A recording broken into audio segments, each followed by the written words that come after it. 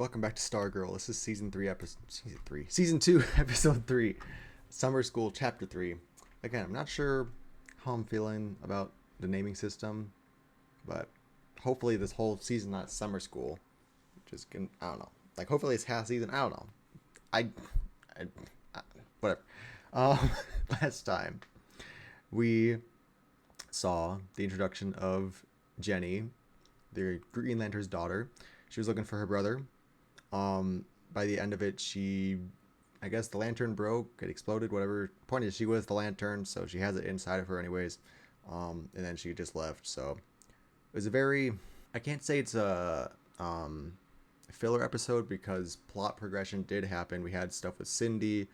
We got a little bit more on, just little things. I think mainly it was about Cindy, and it was about Courtney's sort of character progression.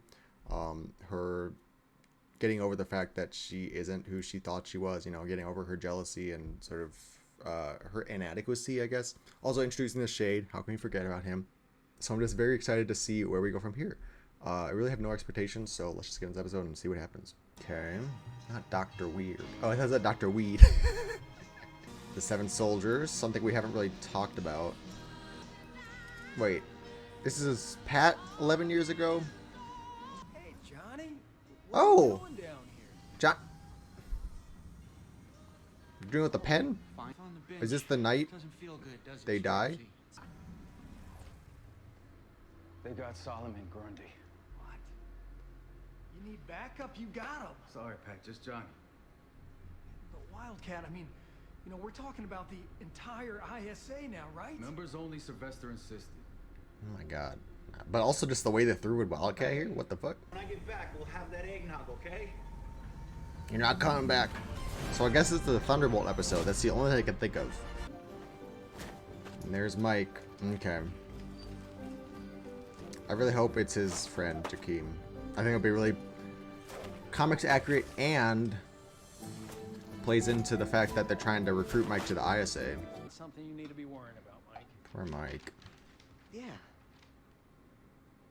Yeah, whatever. Okay, Barb, what can I get you? God. Toast. Pay attention to your son. I got plenty, Mr. Blomkist. Please, just give it to Jakeem. It'll be in better hands. Jakeem again. Wow, they're really doing with Mike, huh? Interesting.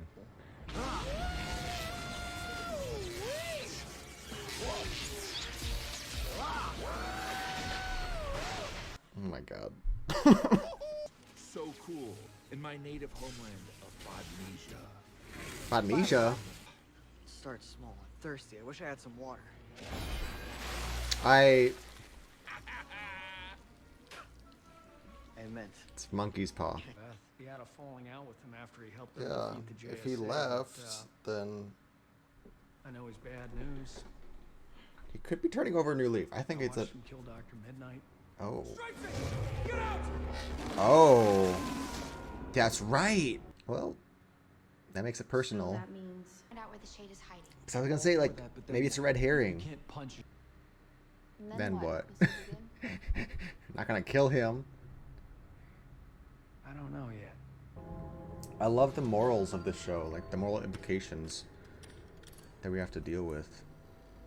It's very grounded in reality, you can't just go around murdering people, fighting people. Like, there's gotta be ramifications for your actions. Is this the same place that Cindy got Eclipso from? That's not good. Oh, because Zarek had Eclipso.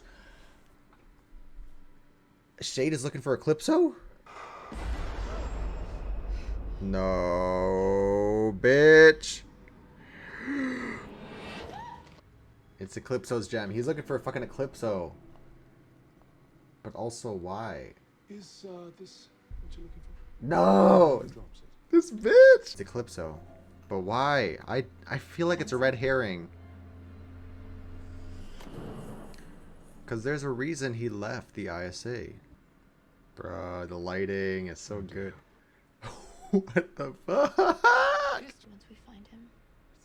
Pat's working. Why? You know he's there. Until they do what?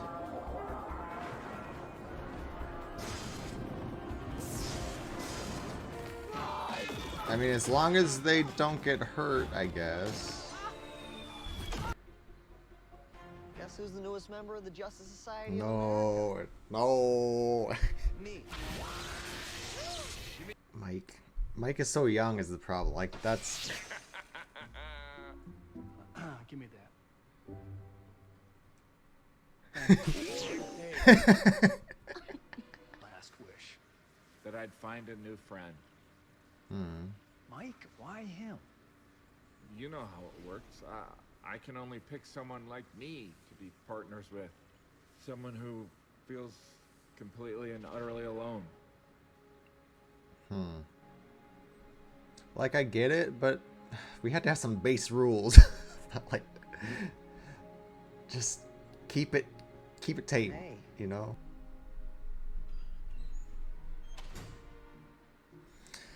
I don't know. Hot?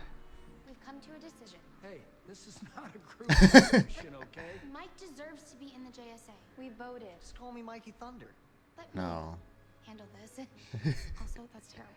Yeah. You This is didn't a want weird... any of us suiting up at first. Like, he But had a discussion with a together we Thunderbolt, stopped and the now ISA. he's, like, not And Mike convinced. helped. What was the... He stopped Icicle, if you What was remember. Pat's decision?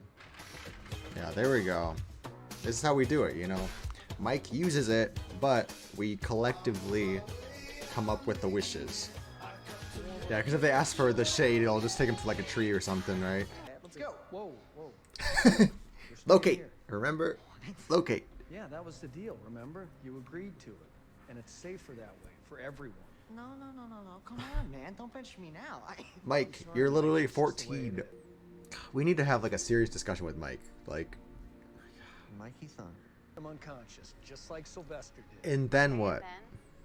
Beth's located a suitable device to negate his powers until we can deliver him to the proper authorities. Who are the proper authorities? Right. And what device? I don't trust this. This is so bad. Yeah, this is not going to go the way you think it will. What if he goes here? Like, what if you guys don't... there's so many variables. Or is Mike gonna mess it up somehow? No. He's just so young is the thing. Like, he could be anywhere. Literally, you're going at night. The most powerful time. Perspiration. Or we could try the more genteel approach. You murdered Dr. Midnight. You don't deserve the genteel approach. My dear young lady, and I mean this in the nicest possible way, you don't know what you're talking about. Now sit. I feel like you guys need to talk to I him. implore you. Because this is not gonna end well. Icicle was a lunatic. If there's one thing worse than a man who wants to rule the world, it's a man who wants to save it. Though, seeing the way your generation's going, I expect you'll end humanity for good. Okay, Oop. just because. Why are you here? Eclipso. Young lady, I'm not being coy. It's just better that none of you know. Mike. Thunderbolt. I wish you'd zap the villain known as quote the shade unquote, not to be confused with a lamp or window shade. As you wish, my friend.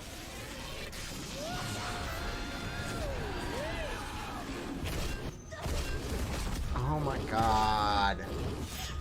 Bro.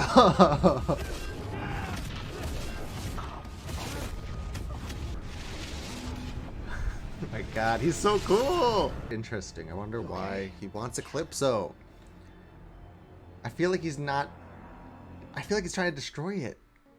Would he want Eclipso? It's a learning experience. Do you ever feel bad about what happened? You know, with Icicle and all. Oh yeah, he killed Icicle, huh? Interesting. Everywhere. He's gone. Yeah, of course he is. He could be anywhere where there is shadow. Might take it into the JSA, but now I kind of just wish it was in better hands. Oh. Well, Thunderbolt? now that's how it gets to Jakeem. Okay. I mean, that's one way to take care of it. The first time we're going to see Jakeem is when it goes... I'm like tired. You're a loser. Ah, Jesus. Terrible family. Even though we don't have have costumes and code names. But he's just young. He doesn't understand it. That's the Black Diamond. It's a black diamond. My God! Something very, This season is gonna be wild. What's going on? Her family is falling apart. That's what's wrong with her. I'm saying uh-oh because Eclipso is You can talk to me. walking around places. I know a lot of people ship these two, so I'm like, is this... is this... Papers are just papers. You should talk to them. Like, you can. They're fucking always gone. Jesus. There's so much shit going on. Chuck, I can hear you. Eclipso. Fuck. What did Chuck say? Oh my God, this season is gonna be so fucking... Is he standing up there? Bruh. But what does he want? He's got to kill those children.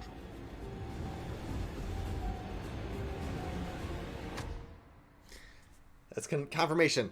It's all I needed. It's fucking all I needed. I'm so glad I put it together this episode. I'm right. Sorry, I don't mean to sound like such an asshole.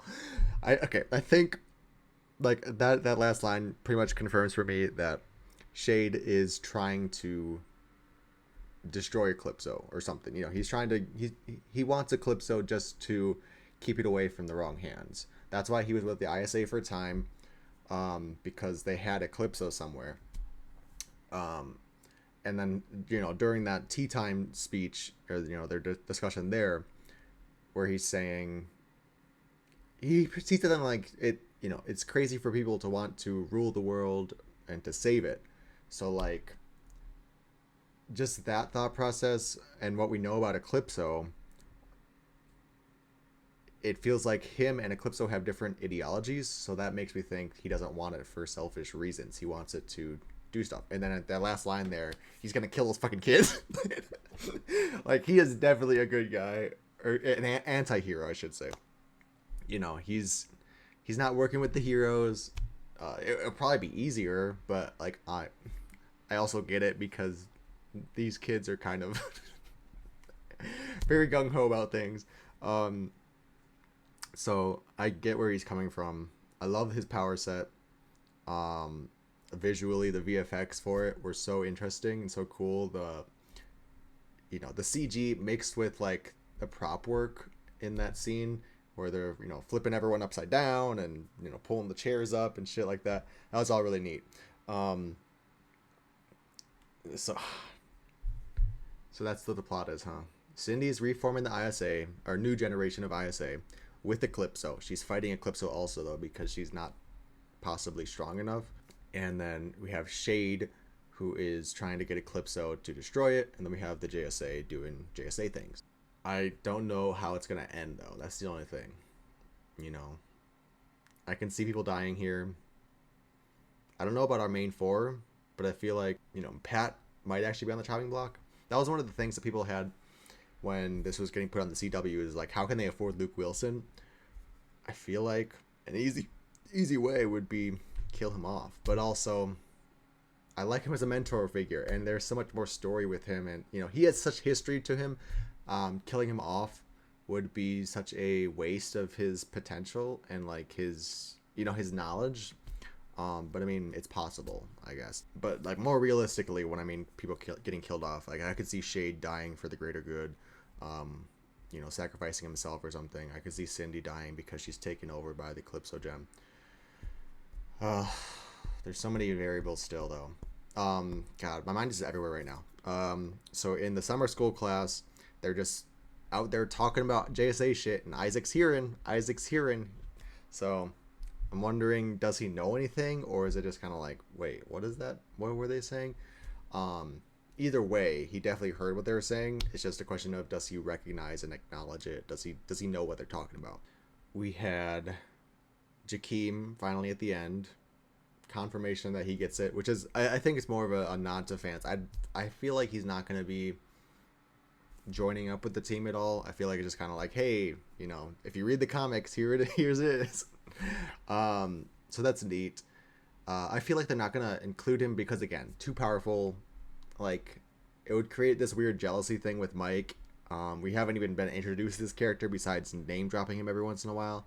So just to have him now be a part of the story, I feel like it's really weird. So I feel like it's going to be another, hey, comics fans, here's a fun little Easter egg. That's it, you know. Similar reasons to Green Lantern not being on the team. Is just too powerful. You know, it creates weird dynamics between the team, stuff like that. I love Jim Gaffigan voicing Thunderbolt Hero. Is pretty funny, pretty fun. I like him as a comedian, so that's why I think on the first episode when I saw that he was on this cast, I was like, that's weird. But I think he did a good job. You know, again, I don't really expect him to be coming back, so that's why I'm not really. It's fine, you know, whatever. I like that we're delving into Mike's loneliness and sort of being put on the sidelines, because that was a big plot point, not plot point, but it was a big character thing last season that I feel like we never really resolved. And I'm glad that we're not just forgetting about it.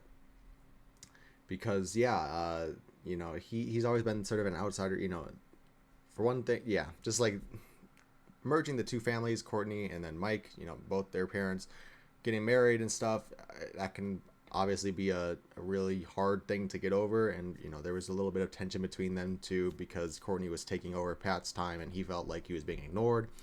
And then here again, where he wants to be a superhero, he just wants to belong somewhere.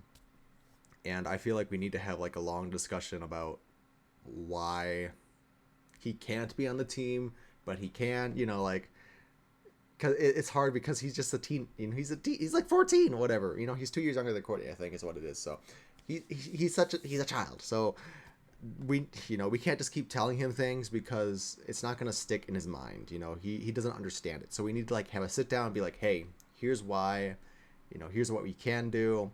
Here, you know, it needs to be like a process of like getting him to understand what's going on, what are the stakes at hand. You know, I feel like he just kind of got thrust into this life and now he thinks he's ready for it, but he needs to like really understand, like get the whole history lesson about like the JSA fucking died, you know, like he needs to like get his mind straight. And so I think that needs to be a journey that we need to see on this show. Otherwise, some people are theorizing that he's going to become the host for the Eclipso Gem. I don't want that to happen, and I feel like one of the ways we can prevent it is, I mean, yeah, based on the first episode, right, when Cindy was like headhunting for people, she put out Mike's headshot, so that's obviously set up in the show, and so I think one of the ways to prevent it would be just to have some sit down and talk him through this thing. I'm curious if Pat is going to tell the team. I feel like he has to tell the team about Eclipso, but it's just the way that, you know, him and Barbara were talking about it, in the way Shade is talking about, you know, like no one wants to tell about it. So it's curious that we have Pat learning about it, which is, it makes sense why he would, you know, he knows everything. He has the database in his head. And it makes sense why Beth would know about it because of Chuck and stuff like that. But it's just like, why would we have two instances of people saying Eclipso? It feels redundant to me, to be honest. There's something else in this episode that it was kind of weird to me, but I can't remember what it was off the top of my head. Going back to Mike real quick, sorry, not just kidding. We're not going back to Mike yet. So the weird thing that the other weird thing about this episode was, so Pat has the discussion with the Thunderbolt, right? And he's like, why do you have to pick Mike, yada yada, and then it's because he's lonely. Just Pat as a father, I feel like he needs to take that into consideration. Obviously they discuss it at the end, him and Barbara, they talk about how, you know, it's their fault, they're sort of neglecting their child, whatever. But in that moment, we go from that scene to then how, you know, Mike wants to join the JSA and Pat's like, no, you can't do that, fucking put the pen away. I don't know, like it just felt like there wasn't any resolution to that sort of discussion between Pat and the Thunderbolt. It should have, you know, I just feel like in character he would have been more like, yes, you can join the team, but there's stipulations. Whereas here it showed him more of like, okay, I heard what you said, Thunderbolt, but I'm still gonna say no. Fuck you. You know, he's my son. Yeah, I don't know. It was just, it felt weird to me, and I don't know if anyone else feels that way or what, but just that sort of the way they got about Mike getting to do stuff felt a bit convoluted. It just felt a bit redundant, the scenes that were taking place. Those are my only criticisms of this episode. Everything else I love about it. I loved it. I love the show so much. It's so good. It's going to be a fucking wild season. Okay, now going back to Mike. We had him and Yolanda talking a little bit about the fact that they both killed people, which I think is it's something I forgot. It's something I knew at the end of the season, last season, but then I just kind of forgot about it because the way that Mike killed Jordan was very played up for laughs almost. So it didn't feel like it had the stakes in there, but I'm glad that they do address it. Like he killed somebody and he's younger than her. Yes, it's a different way. I mean, it's vehicular manslaughter versus Yolanda, who straight up murdered. But still, they both have taken a life. So I like the way they addressed it. I like the way that it's not furthering Mike's character, it's furthering Yolanda's character. The sort of resolution for Mike in that scene was that it was an accident. Again, not really played up for laughs here, but it's not the focus. Him killing Jordan was more of a plot device, whereas Yolanda killing Brainwave was a character point. And so I really like that they're distinguishing that fact, and they're acknowledging it. Beth and Rick, like I said, people are shipping them a lot. I personally don't have any feelings one way or the other. I don't know. There's some weird ships, not weird, but like they have that ship, and then there are people shipping Courtney and Yolanda, which again I'm not really into that, but I don't want to yuck anyone's yum. There's nothing like inherently wrong about those ships, so there's nothing. It's not like that's incest or it's not like it's pedophilia. It's not like anything like that. So I'm like, whatever, do it. I just personally don't see those ships. So for people who do like Rick and Beth, I'm glad they had a little scene together. It was very cute. It's always here I am crying now. It's always nice to see Rick and those character types that are like the bullheaded kind of angry loner kind of character being soft.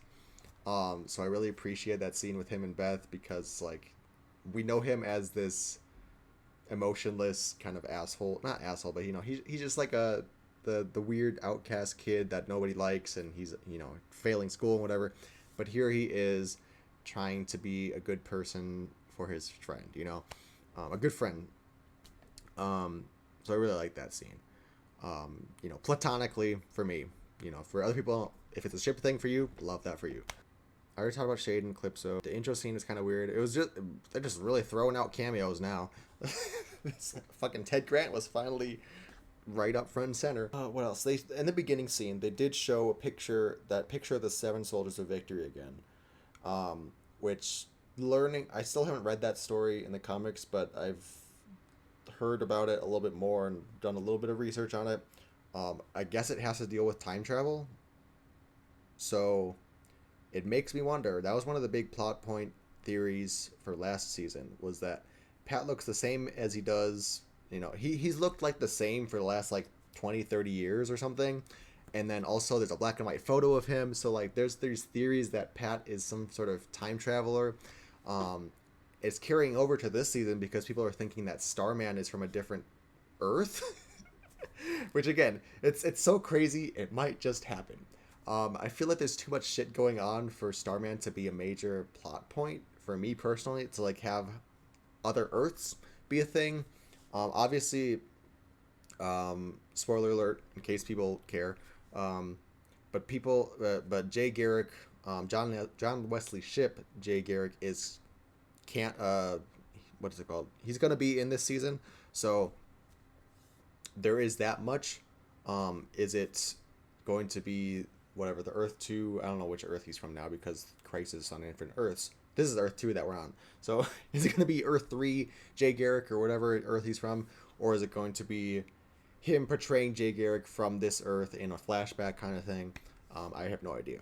But my point is that there is precedence set for the show to be dealing with timeline, different Earths kind of storyline. I just think that we have enough to deal with on our plate with the Calypso, with Shiv, with Shade, that dealing with other Earths is also going to be too much. So that they're, yeah. But again, I think it's interesting that they did reference the Seven Soldiers again, because I really hope that's like a season 3 thing, where we do delve into how, where they're at, but also like how do they, I don't know, it's like, do I want it to be a thing where Pat is some sort of time traveler, immortal person, because it is weird that he looks the same from whenever that picture was taken and then till now, even the past 10 years. 10 years is a little bit more excusable, but still,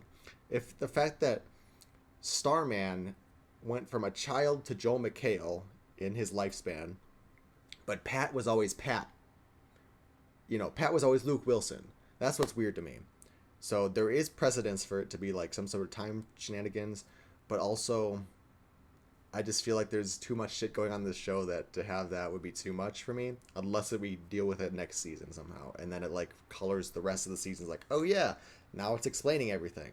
But I don't want it to be this season. I want that to be a future storyline if they delve into that at all. If it's just like we want to use Luke Wilson the whole time, then for no reason other than it's easier just to use Luke Wilson, I'm okay with that too. I really don't have a problem with that. But there is precedence for there to be some sort of plot there is all I'm saying. Anyways, I think I talked about the major points that I want to talk about without going too long, because I know my discussions usually turn into 20-minute things about nothing. So let's just end it there. Love this episode. Again, this season is going to be fucking crazy. If they're doing if they're doing the shit that I think they're doing, and they are, because they just confirmed the end of the episode here, there's a lot of stuff they can do this season. We have a lot more to go. Even just like the fact that they introduced Johnny Thunderbolt at the beginning, Johnny Thunder at the beginning, had a cameo by Ted Grant. If they keep doing those weird like flashback vignettes, even that's gonna be amazing. So there's a lot of plot lines they have, a lot of characters they can use, a lot of throwaway things they can use. So I'm always on the hunt for Easter eggs. I'm sure there was stuff in that storeroom that I didn't know about. Like there's something about a Sphinx there. There's that giant king card. Was that the... You know what? That's another thing. The Royal Flush Gang. Because that was a thing last season, was that people were... It was an Easter egg, but I believe Courtney's dad was part of the Royal Flush Gang in the comics, or somehow he's related to the Royal Flush Gang. And so, again, there's that giant king card. I wonder if they're going to have...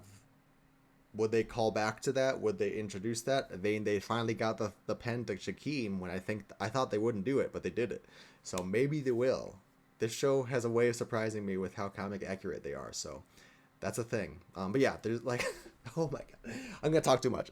Thanks for watching. Let me know if you found any other Easter eggs. Let me know about them, because I'm not too familiar with the JSA other than the show, but I have done like a little side research every now and then. And again, I'm reading some of the comics, and they're introducing them back into the mainstream timeline, so that's always fun to sort of see like, oh, I know that character because of the show. God, this show is so good for me. I love it so much. Thank you for watching. Leave your thoughts down in the comments below. I'll talk with you next time. Goodbye.